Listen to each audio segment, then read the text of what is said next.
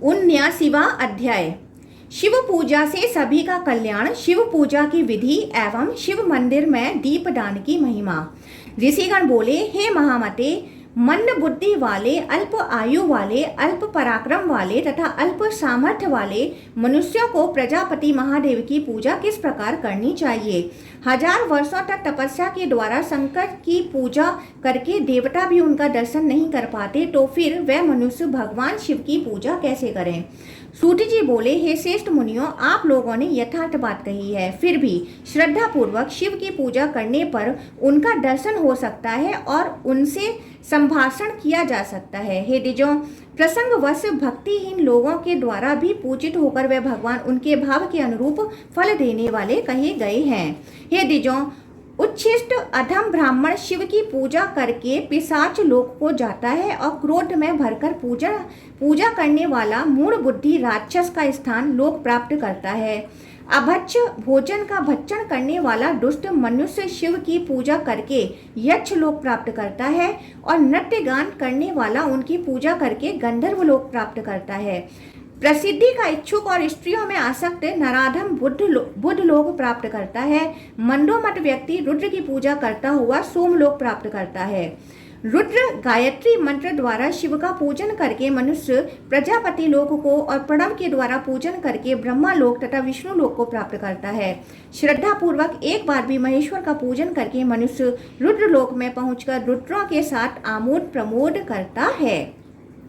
देवताओं तथा असुरों से पूजित शुभ लिंगों को पवित्र जल से स्वच्छ करके पीठ में भक्ति पूर्वक शिव का आवाहन करके उन्हें देखकर विधि पूर्वक प्रणाम करके धर्म ज्ञान में उत्तम वैराग्य ऐश्वर्य से संपन्न सभी लोगों से नमस्कृत ओमकार पद्म से युक्त मध्य भाग वाले तथा चंद्र सूर्य अग्नि से उत्पन्न कल्पित आसन पर स्थापित करके रुद्र शंभु को पाद्म आचमन अर्घ प्रदान करके उन्हें दिव्य जलों से स्नान कराना चाहिए।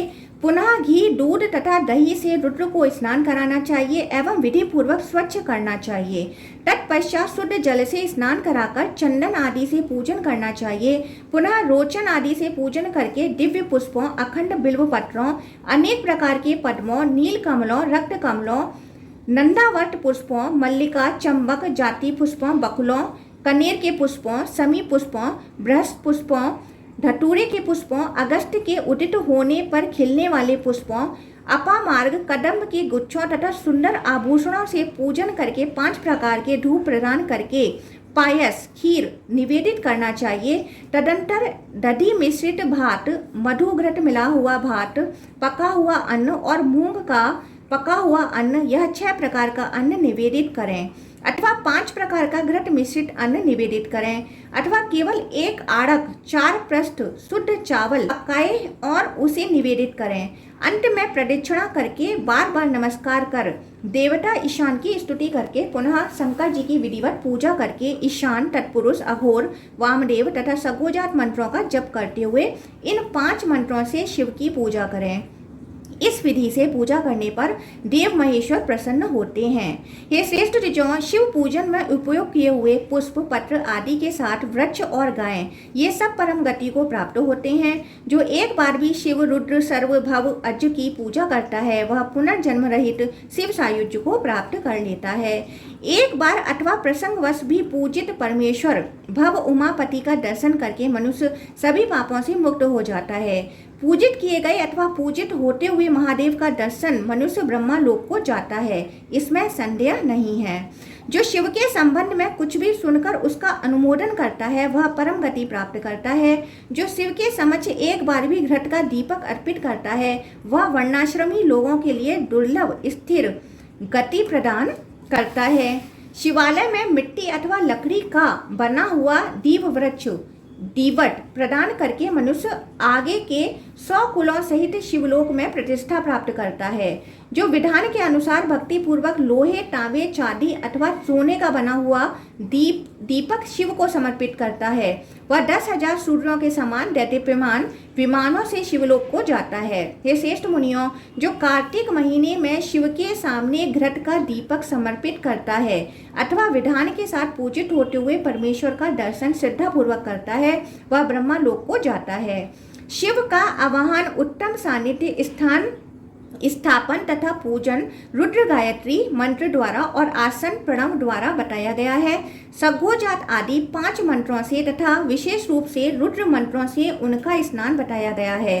इस प्रकार देव उमापति की पूजा नित्य करें, उनके दक्षिण में ब्रह्मा की पूजा प्रणव से करें और उत्तर में देवेश विष्णु की पूजा गायत्री मंत्र से करें। विधि के अनुसार सघोजात आदि 5 मंत्रों से तथा प्रणव से अग्नि में होम करें। इस प्रकार शंकर जी की भली भांति पूजा करके वह मनुष्य शिव सायुज्य प्राप्त करता है। हे ऋषियों, मैंने संक्षेप में लिंगार्चन विधि का क्रम बता दिया। पहले स्वयं रुद्र के मुख से इसे सुनकर व्यास जी ने मुझको बताया था। इस प्रकार श्रीलिंग महापुराण के अंतर्गत पूर्व भाग में शिवार्चन विधि नामक 79वां अध्याय पूर्ण हुआ। 80वां अध्याय देवताओं का कैलाशपुरी आकर वहां विराजमान उमा सहित भगवान शिव के दर्शन करना तथा भगवान शिव द्वारा देवताओं को पाशुपत व्रत का उपदेश प्रदान करना। ऋषिगण बोले, हे सूत जी, पशुपति का दर्शन करके पशुपात से मुक्ति किस प्रकार होती है? देवताओं ने पशुत्व को कैसे त्याग किया, इसे आप कृपा करके हम लोगों को बताएं। सूत जी बोले, पूर्व काल में कैलाश शिखर पर भोग्य नामक अपने पुर में स्थित सर्वज्ञ शिव के पास सभी देवता उनकी कृपा से एक साथ मिलकर आए। सभी देवताओं के हित के लिए जनार्दन पुरुषोत्तम विष्णु भी गरुण के स्कंद पर बैठकर ब्रह्मा तथा सभी देवताओं के साथ देव शिव के पास पहुँचे। इंद्र, साध्यगण तथा यम सहित सभी लोगों ने एक साथ शिव के गिरि श्रेष्ठ शुभ तथा उत्तम पर्वत श्रेष्ठ मेरु पर आकर उस गिरि को प्रणाम किया।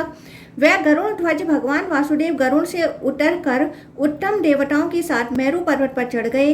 वह समस्त पापों से रहित, सब कुछ देने वाला, उत्तम भोगों से युक्त, आनंदित, कुरर पक्षियों से समन्वित, हाथियों के ध्वनियों से निनादित, मधुर गीतों से गुंजित, अन्य पर्वतों के पृष्ठभाग को अपने छाया रूपी अंधकार से युक्त करने वाला, पद चिन्हों से युक्त, वन प्रदेश वाला, सुंदर हवाओं तथा जल से परिपूर्ण, सूर्य के समान प्रदीप्त, सैकड़ों हजारों भवनों से युक्त, मनोहर गति वाले, हंस समूहों से मंडित, धव, खदिर, पलाश, चंदन आदि वृक्षों से परिपूर्ण, उत्तम पक्षियों के समूह से युक्त, कोकिल आदि तथा भौरों से शोभायमान, कहीं कहीं बहुत से दिव्य वृक्षों से भरा हुआ, कुर्बक, प्रियक, तिलक, पुष्प वृक्षों से संपन्न, बहुत से कदम्ब, तमाल, लताओं से घिरा हुआ तथा अनेक प्रकार के शिखरों से युक्त श्रेष्ठ पर्वत है।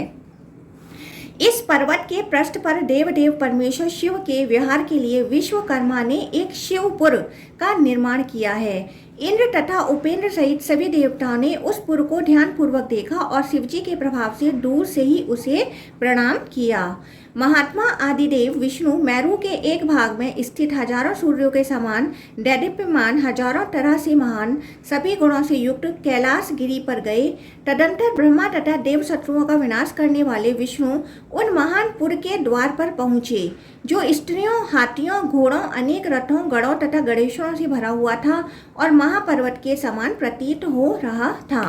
तदंतर सुवर्ण में भवनों, मणिभूषित विमानों तथा अनेक आकार वाले प्रकारों चारदीवारियों से घिरे हुए शिव के बाहरी पुर को देखकर प्रसन्न मुख होकर विष्णु ने ब्रह्मा सहित सभी देवताओं के साथ देव के उस दूसरे पुर में प्रवेश किया, जो विशाल भवनों तथा महलों से अवरुद्ध, ऊंची अट्टालिकाओं से समन्वित, 4 द्वारों वाला, परम सुंदर, हीरा, वैडूर्य, माणिक्य, मणियों के जालों से आवृत, आंदोलित हो रहे हिंडोलों से समन्वित, घंटा तथा चामर से विभूषित, मृदंग, मुरज आदि वाद्य यंत्रों से परिपूर्ण, वीणा, वेणु से निनादित, नृत्य करती हुई अप्सराओं तथा भूतगणों से घिरा हुआ और दृष्टि को मोह लेने वाले देवेंद्र भवन के आकार वाले भवनों से मंडित था।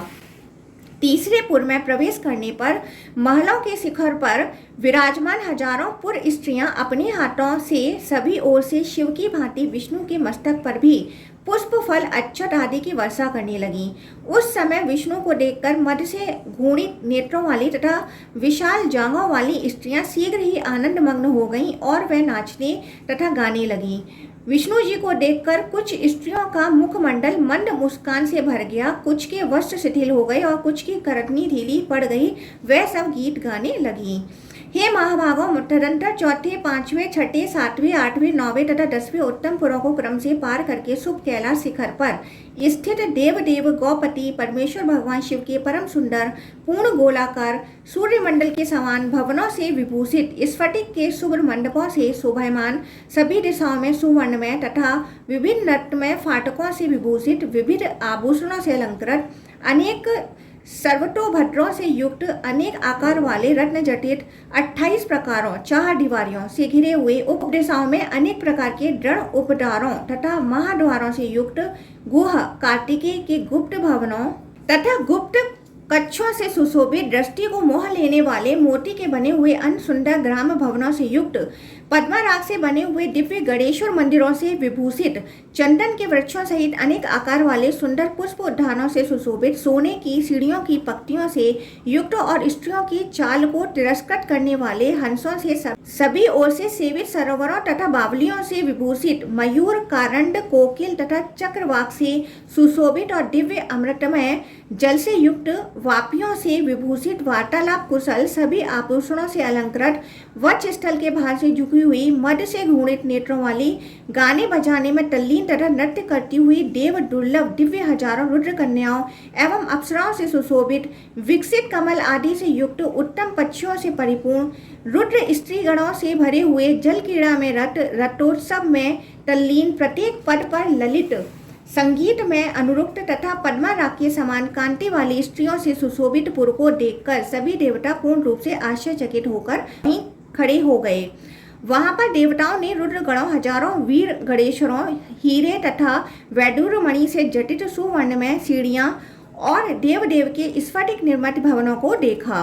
उन भवनों के शिखरों पर हृष्ट कमल के समान नेत्रों वाली तथा विशाल जांघों वाली स्त्रियां, यक्ष, गंधर्व, अप्सराएं, किन्नरियां, किन्नर, नाग, सिद्धगणों की कन्याएं तथा अन्य स्त्रियां विराजमान थीं। वह अनेक वेश धारण की हुई थी, अनेक आभूषणों से अलंकृत थीं, अनेक हाव भावों से युक्त थीं, अनेक भोग तथा रति से प्रेम करने वाली थीं, नील कमल के पत्र के समान शोभा वाली थीं, कमल पत्र के समान विशाल नेत्रों वाली थीं, कमल की पंखुड़ी के समान कोमल वस्त्रों से सुशोभित थीं, कंकण, नूपुर, हार, रंग बिरंगे छत्र तथा वस्त्रों से भूषित थीं, अन्य प्रकार के आभूषणों से मंडित थीं और सजावट से प्रीति करने वाली थीं।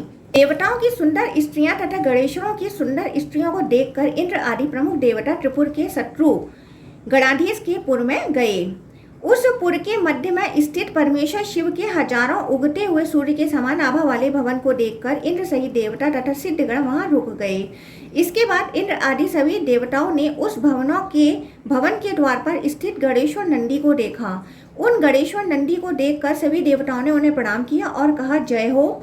तब गणेश्वर ने भी उन्हें देखकर कहा, हे महाभाग्यशाली देवताओं, हे सुव्रतों, निष्पाप तथा सभी लोगों के स्वामी, आप लोग किस लिए आए हैं, कृपा करके बताएं।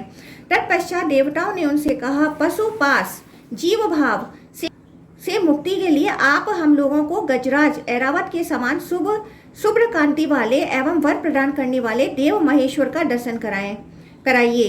हे सुव्रत, पूर्व काल में 3 पुरों को दग्ध करने के लिए पशुत्व स्वीकार किया गया था। उस पशुत्व के विषय में हम लोग शंकाग्रस्त हैं। परमेश्वर शिव के द्वारा पाशुपत व्रत कहा गया है। हे भूतेश, इस व्रत के करने से पशुत्व नहीं रहता है। 12 वर्षों तक, 12 महीनों तक अथवा 12 दिनों तक भी उस उत्तम व्रत को करके समस्त पशु भगवान शिव के पशु पासों से मुक्त हो जाते हैं। तदंतर सभी भूतगणों में अग्रणी शिलाद पुत्र नंदी ने नारायण आदि उन देवताओं को शिव का दर्शन कराया। तब उमा तथा गणों सहित उन सनातन प्रभु ईशान का दर्शन करके प्रीति के कारण रोमांचित देवताओं ने उन्हें प्रणाम किया और उनकी स्तुति की तथा उन स्थितिकंठ शिव से पशुपात से मुक्ति का निवेदन करके बार बार प्रणाम कर उन समूह के सामने वह खड़े हो गए। तत्पश्चात उन सबकी ओर देखकर देव वृषभ ध्वज परमेश्वर भगवान महेश्वर उन देवताओं तथा मुनियों के पशुत्व भाव का शोधन कर उन्हें पाशुपत व्रत का स्वयं उपदेश करके उमा के साथ बैठ गए। तभी से वह सब देवता पाशुपत कहे जाने लगे। वह शिव उन पशुओं के साक्षात पति हैं, अतः देवता पाशुपत कहे गए हैं। इसके बाद उन सब ने पुनः तपस्या की। तदंतर 12 वर्ष के अंत में सभी श्रेष्ठ देवता पशुपाश से मुक्त हो गए और जैसे आए थे वैसे ही ब्रह्मा तथा विष्णु के साथ वापस लौट गए। हे मुनियों, मैंने आप लोगों से यह सब कह दिया। पूर्व काल में इसे सनत कुमार ने ब्रह्मा जी के मुख से तथा बुद्धिमान व्यास जी ने उन सनत कुमार से सुना था। जो मनुष्य शुद्ध होकर इसे ब्राह्मणों को सुनाता है अथवा शुद्ध होकर स्वयं सुनता है, वह दूसरा शरीर प्राप्त करके पशुपाशों से मुक्त हो जाता है। इस प्रकार श्रीलिंग महापुराण के अंतर्गत पूर्व भाग में पाशुपत व्रत महात्म्य नामक 80वां अध्याय पूर्ण हुआ। 81वां अध्याय विविध मासों में किए जाने वाले पशुपाश विमोचक लिंग व्रत का विधान तथा उसका महात्मा। ऋषिगण बोले, हे सूत जी, आपने पशुपाश से मुक्त करने वाले इस व्रत को बता दिया। पूर्व काल में देवताओं ने लिंग संबंधी पाशुपत व्रत का अनुष्ठान किया था, अतः आपने पहले इसके विषय में जैसा भी श्रवण किया था उसे हम लोगों को बताइए। सूत जी बोले, हे ऋषियों, पूर्व काल में सनत कुमार ने इस संबंध में सिलार पुत्र नंदी से आदर पूर्वक पूछा था। तब नंदी ने उनसे जो बात कही थी वही मैं भी आप लोगों को संक्षेप में बताता हूँ। देवताओं, दैत्यों, सिद्धों, गंधर्वों, चारणों तथा महाभाग्यवान मुनियों ने पाशुपाश से मुक्त करने वाले इस अत्युत्तम द्वादश लिंग नामक व्रत को किया था। यह भोग सुख प्रदान करने वाला, योग देने वाला, मनोरथ पूर्ण करने वाला, मुक्ति देने वाला, शिव से सदा अभियोग कराने वाला, पुण्य देने वाला, भक्तों के भय का नाश करने वाला, 6 अंगों सहित वेदों का मंथन करके उन शिव के द्वारा निर्मित समस्त दानों में उत्तम 10,000 अश्वमेध यज्ञों से अधिक पुण्य देने वाला, सभी मंगल प्रदान करने वाला, पवित्र, समस्त शत्रुओं का विनाश करने वाला, संसार सागर में डूबे हुए प्राणियों को मोक्ष देने वाला, सभी रोगों को नष्ट करने वाला तथा सभी जड़ों का विनाश करने वाला है। इसे पूर्व काल में ब्रह्मा, विष्णु तथा देवताओं ने किया था। हे विपेंद्रो, एक विशाल लिंग बनाकर इसे चंदन मिश्रित जल से स्नान कराकर चैत्र महीने से प्रारंभ करके इस शिवलिंग व्रत को करना चाहिए। केसर की कड़िका से युक्त 9 रत्नों से जटित तथा 8 दलों वाले एक सुंदर सुवर्ण में कमल की रचना करके उसकी कड़िका में विधि के अनुसार वेदी युक्त स्फटिक के लिंग की स्थापना करनी चाहिए। हे सुव्रतों, उसमें भक्ति पूर्वक विधि के अनुसार बिल्व पत्रों से, 1000 श्वेत लाल नील कमलों से, श्वेत मदार के कड़िकारों से, कन्नेर पुष्पों से, कुर्बक पुष्पों से तथा अन्य उपलब्ध पुष्पों से रुद्र गायत्री मंत्र द्वारा उस लिंग का अर्चन करना चाहिए। हे उत्तम द्विजों, गंध, धूप, दीप, नीराजन आदि मंगल उपचारों से लिंग मूर्ति महेश्वर का पूजन करके अघोर मंत्र से दक्षिणा भाग में अगरु देना चाहिए। सगोजात मंत्र से पश्चिम भाग में दिव्य मनशिला और वामदेव मंत्र से उत्तम भाग में चंदन अर्पित करना चाहिए। हे श्रेष्ठ मुनियों, तत्पुरुष मंत्र से पूर्व भाग में हरिताल प्रदान करना चाहिए। हे विप्रों, श्वेत अगरु से तथा कृष्ण अगरु से उत्पन्न धूप, सुगंधित तथा उत्तम गूगल धूप और सिताल नामक धूप भक्ति पूर्वक महेश्वर को अर्पित करना चाहिए।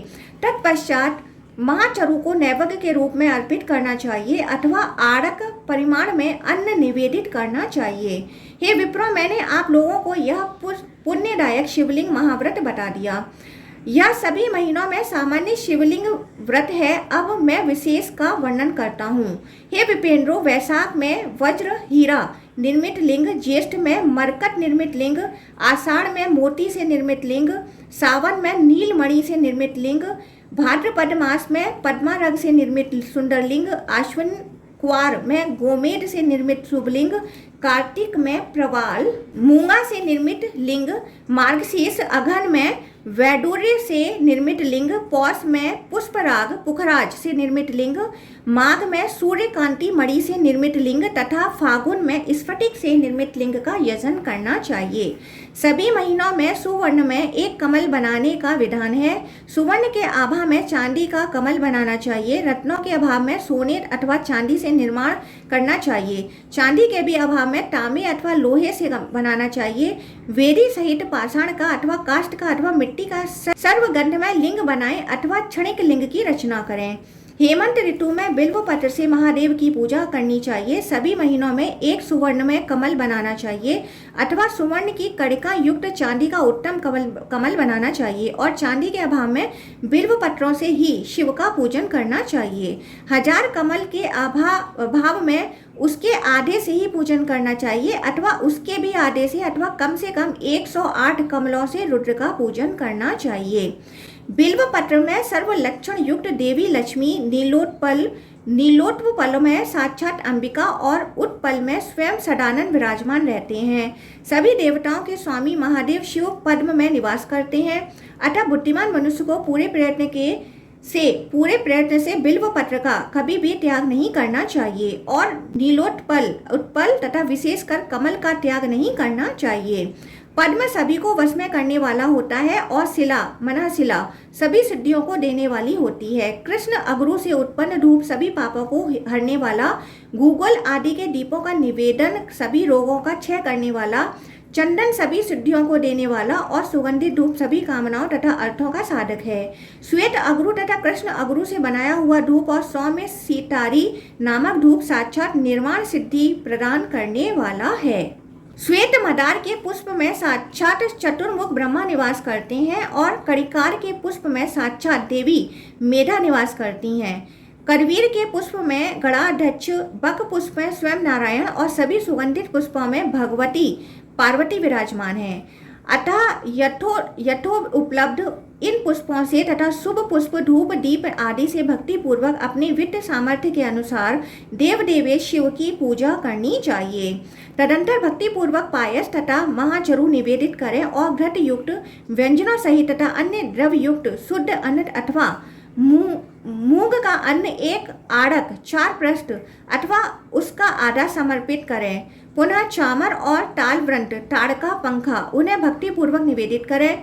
इसी प्रकार न्याय पूर्वक अर्जित किए गए अनेक प्रकार के पवित्र पूजा योग्य उपहारों को जल से प्रेक्षित करके भक्ति युक्त चित्त से भगवान रुद्र को समर्पित करें। जीतने की इच्छा वाले विष्णु जी ने सभी देवताओं की स्थिति के लिए क्षीर सागर से सारा अमृत खींचकर साक्षात अन्न के भीतर स्थापित कर दिया। प्राणियों को अन्न दान करने से शिवजी के प्रति अनुराग हो जाता है अतः अन्न से शिव की पूजा करनी चाहिए। अन्न में प्राण प्रतिष्ठित रहते हैं, उपहार में तुष्टि विद्यमान रहती है, पंखे में स्वयं वायुदेव वास करते हैं, महादेव सभी वस्तुओं में विराजमान रहते हैं। जल देवता वरुण सुगंधित जल में विद्यमान है।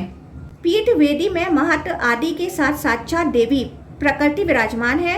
अतः प्रत्येक महीने विधि के अनुसार भक्ति पूर्वक शिव की पूजा करनी चाहिए। समस्त कार्यों की सिद्धि के लिए पूर्णिमा को व्रत अवश्य करना चाहिए। व्रत में सत्य, शुद्धता, दया, शांति, संतोष तथा दानशीलता का पालन करना चाहिए। पूर्णिमा तथा अमावस्या के दिन उपवास करना चाहिए। वर्ष के अंत में गोदान तथा विशेष रूप से वृषोत्सर्ग करना चाहिए। वेद के पारगामी श्रोत्रिय ब्राह्मणों को भक्ति पूर्वक भोजन कराना चाहिए। पूजा किए गए उस शिवलिंग को सभी सामग्रियों सहित शिव क्षेत्र में स्थापित कर देना चाहिए अथवा ब्राह्मण को समर्पित कर देना चाहिए। हे श्रेष्ठ मुनियों, जो इस प्रकार सभी मासों में शिवलिंग महाव्रत को करता है वही तप करने वालों में श्रेष्ठ है और वह करोड़ों सूर्यों के समान दैदीप्यमान तथा रत्नों से सुशोभित विमानों से शिवलोक पहुंचकर वहां से कभी भी इस लोक में वापस नहीं आता है अथवा जो 1 महीने भी इसी प्रकार इस उत्तम व्रत को करता है वह शिवलोक प्राप्त करता है, इसमें संदेह नहीं करना चाहिए। अथवा सांसारिक भोगों में आसक्त चित्त वाला व्यक्ति 1 वर्ष तक यदि इस प्रकार करे तो वह जिन जिन कामनाओं को मन में संचित किए रहता है उनको प्राप्त करके शिवलोक जाता है। आसक्त मनुष्य भी इसे करके देवत्व, पितृतत्व, इंद्रतत्व तथा गणाधिपतित्व प्राप्त कर लेता है। विद्या चाहने वाला विद्या प्राप्त करता है, भोग चाहने वाला भोग प्राप्त करता है, धन चाहने वाला धन प्राप्त करता है और आयु की कामना करने वाला दीर्घ आयु प्राप्त करता है। जिन जिन कामनाओं का मनुष्य चिंतन करता है उनको 1 मास के ही व्रत से प्राप्त करके इस लोक में आनंदित रहता है और अंत में वह रुद्रत्व प्राप्त करता है। विश्व का सृजन करने वाले शिव ने देवताओं, असुरों, सिद्धों, मनुष्यों तथा विद्याधरों के हित के लिए इस परम पवित्र, परम रहस्यमय एवं उत्तम व्रत की सृष्टि की है। इस प्रकार विधि पूर्वक ईश्वर की पूजा करके सेवकों तथा पुत्रों के साथ सिर झुकाकर प्रणाम करके प्रयत्न पूर्वक शिव की प्रदक्षिणा करके व्योपोहन नामक स्तव का जप करना चाहिए। पूर्व काल में विश्व की रचना करने वाले महानुभाव देव पितामह ब्रह्मा ने देवताओं के साथ तीनों लोकों के हित के लिए इस महामूल्यवान स्तव को बनाया था। इस प्रकार श्री लिंग महापुराण के अंतर्गत पूर्व भाग में पशुपाश विमोचन लिंग पूजा आदि कथन नामक 81वां अध्याय पूर्ण हुआ।